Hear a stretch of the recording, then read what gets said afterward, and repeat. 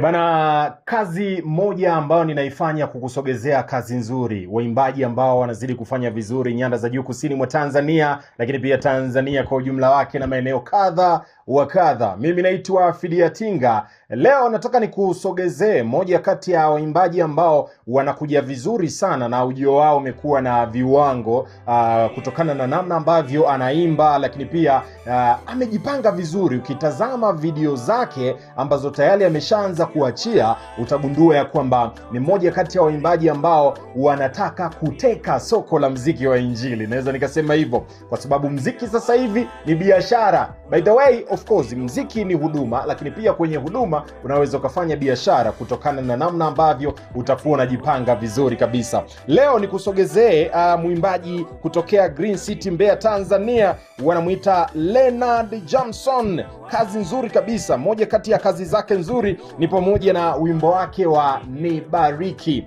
Ukitazama hapo utaona video yake, namna ambavyo amekuwa akifanya vizuri kwenye video. Na si mwimbaji ambaye ameanza muda mrefu sana, ana muda mfupi sana, lakini anafanya vizuri. Unaweza ukamfuatilia vizuri na zaidi kwenye mitandao ya kijamii. Ukienda YouTube pale utampata kwa jina la Leonard Jamson, lakini pia Facebook unaweza ukampata kwa Leonard Jamson Ndelefa, na anapatikana Green City, Mbeya, Tanzania. Popote ulipo zaidi unaweza kumpata pia kupitia mawasiliano yake ya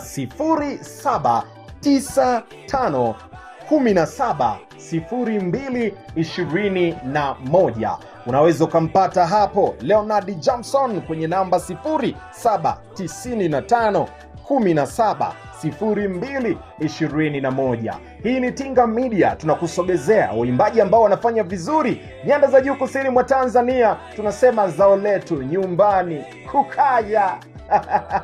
Mimi naitwa Fidia Tinga. Asante kwa kufuatilia. Endelea kufuatilia Tinga Media, lakini pia kazi ya mwimbaji huyu Leonard Jamson, nenda ukafuatilie pale YouTube, andika Leonard Jamson, utapata kazi zake. Shout out to you.